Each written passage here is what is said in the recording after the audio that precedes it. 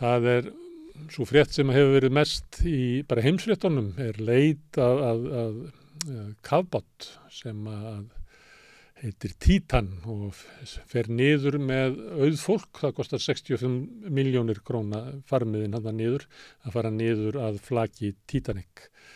Það nú ekki teljandi líkur á því að einhver finnist þarna á lífi. Það hefur fundist einhvern brak sem talið að vera úr kafbátnum.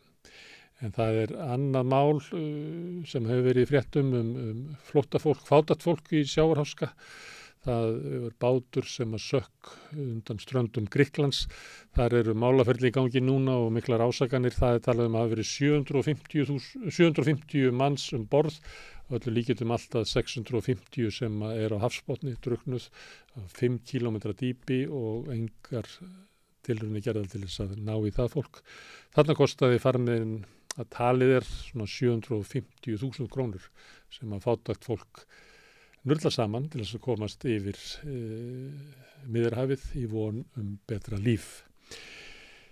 Það fréttir dagsins kannski af auðmanni, ekki í sjávarháska en í svona átökum. Kristján Loftsson, hann vakti fólk upp í morgun með það var fyrirsögn á forsíðu Moggans að öfgafullur kommunisti stjórn í matvælaráðuneytinu. Það sýn Kristjáns Loftssonar á Svandísi Svavarsdóttur vegna þess að hún frestaði hvalavertíðinni svo að Kristján getur ekki sent báta sína á flot.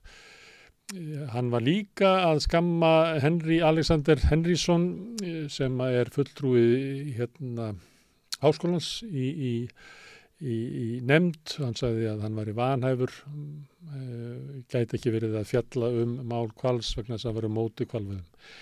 Það eins og vanti eitthvað í þessa sögu í fréttunum. Það hefur verið vitað að Kristján hefur átt í erfiðleikum með að koma þessu hvalkjöti sínu á markað. Það skipafélög vill ekki flytja þetta milli landa. Tryggingafélög vill ekki tryggja skipin ef þau eru með þessar vörur. Það alltaf verið viðloðandi í bandaríska þinginu svona hótunum að setja Ísland á einhvers konar viðskiptabannslista út af hvalveiðunum. Það vaxandi ágreiningur í Evrópu og kannski vantar eitthvað svolítið í þessar fréttir. Það svona látið eins og það sé svona freklegt inngrip inn í eðlilega atvinnugrein á Íslandi en þetta náttúrulega mjög hrörnandi atvinnugrein sem stendur veiku fótum og raunverulega þó að þessu margir sem missi vinnuna við þetta, fyrst og fremst svona leikur eins auðmanns. Talandi auðfólk í sjávarútvegi, það var Samherji var að loka Hólmadrangi á Hólmavík.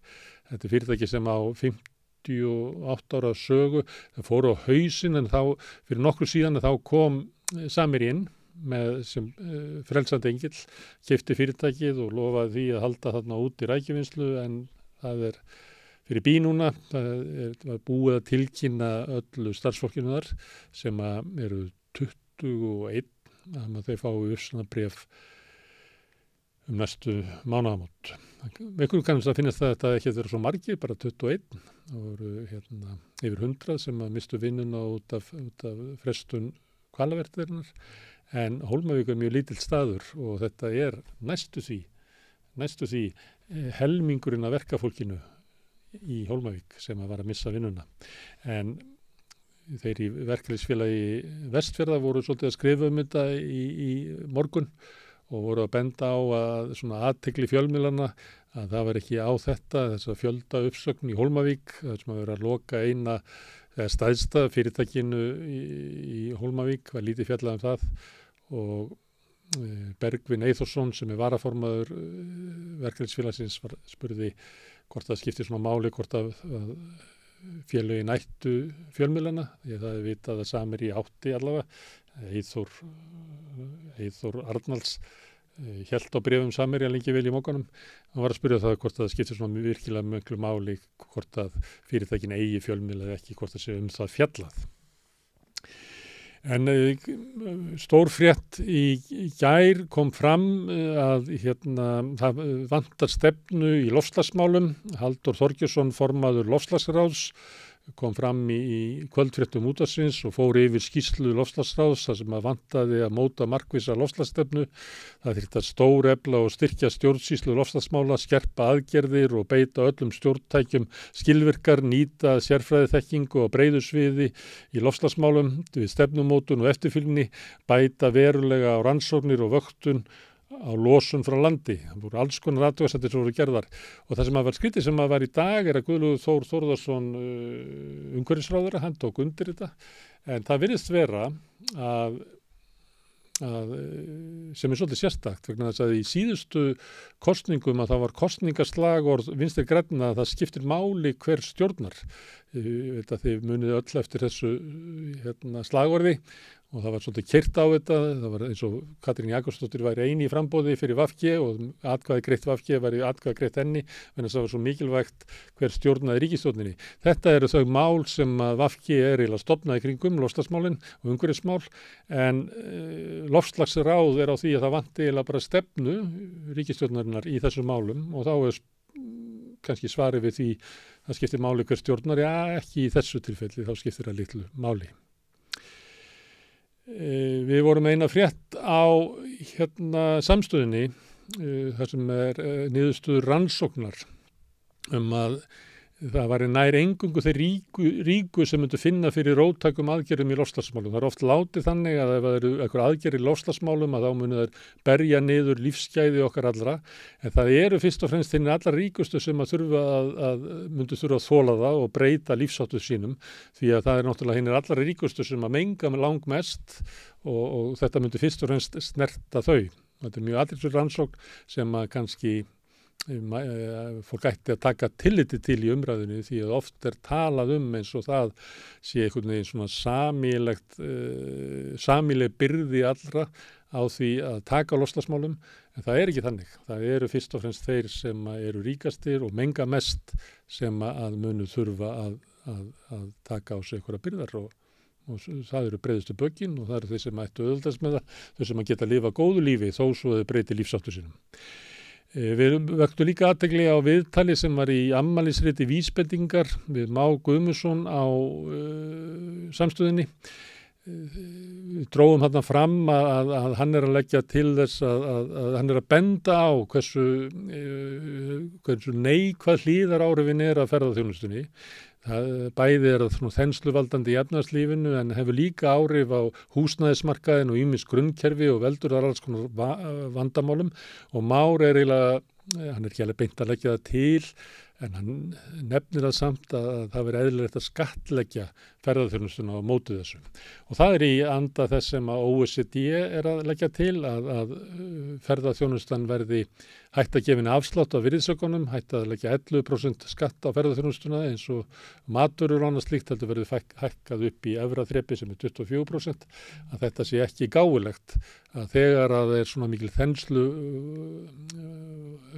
mikil þenslu valdandi þessi atvinnugrein og hefur ýmis konar neikvæð hlíðaráhrif eins og Már verið að benda á, að þá sé óeðlilegt að vera að veita þeim skattastyrki sem OECD kallar.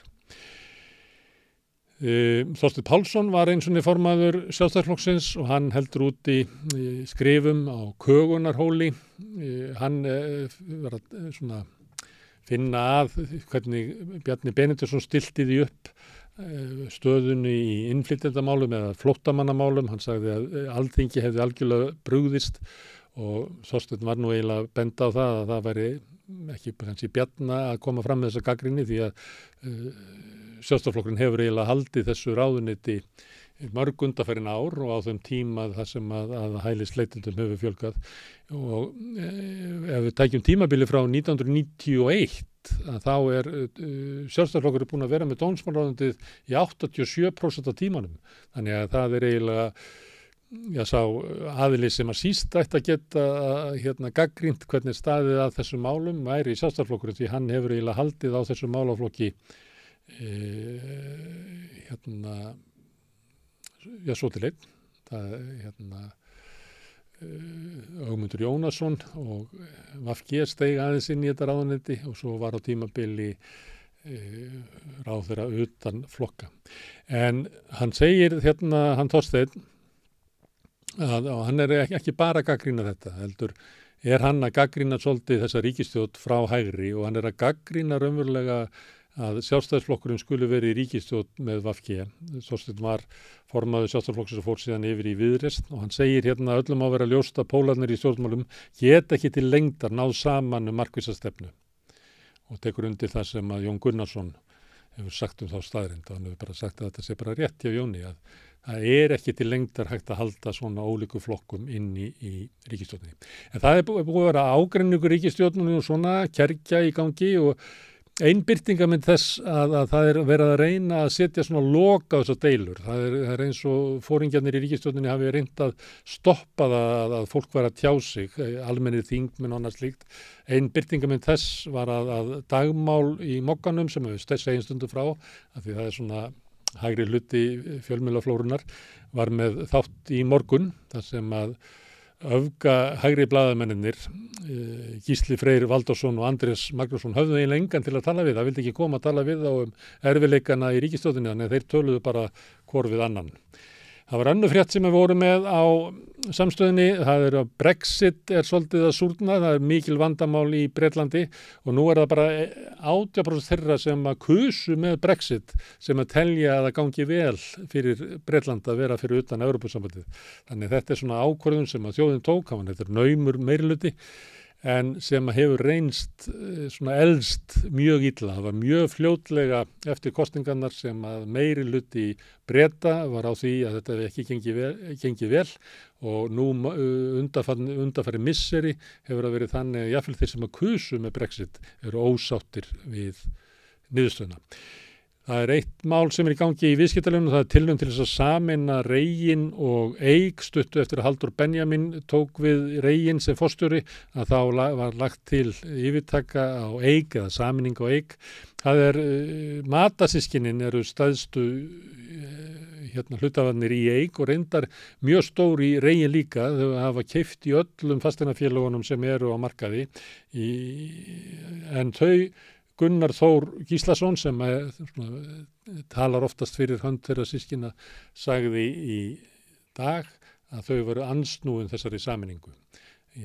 Kannski er ég að birta þessa frétt bara því að þetta eru kostulegar persónur, Halldór Benjamin, fyrirverandi framkvæmdastjóri SA og Gunnar Þór Gíslason, stjórnarformaður í Ölmu, þeir voru í mikið í fréttum síðastliðinn vetur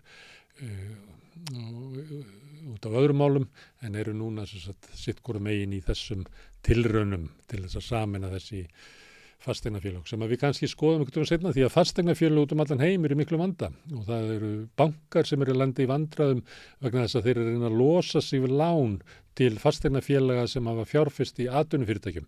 Kannski skoðum við þetta einhvern veginn seinna en það sem við ætlum að skoða núna eftir er eiginlega staðan í efnahagsmálunum, hvað það er sem að veldur því að ráðherrarnir vilja vera að deila alla skapaða hluti annað en það að ræða við þjóðina það sem er nauðsynlegt að gera í efnahagsmálum út af vaxandi verðbólgu, út af álaginu sem er á grunnviðinni, út af þenslunni, út af kjararýrnuninni og fleira. Ég ætla að fara yfir stöðuna með Ásgeiri Brynjari Torfasyni hér eftir augnablik.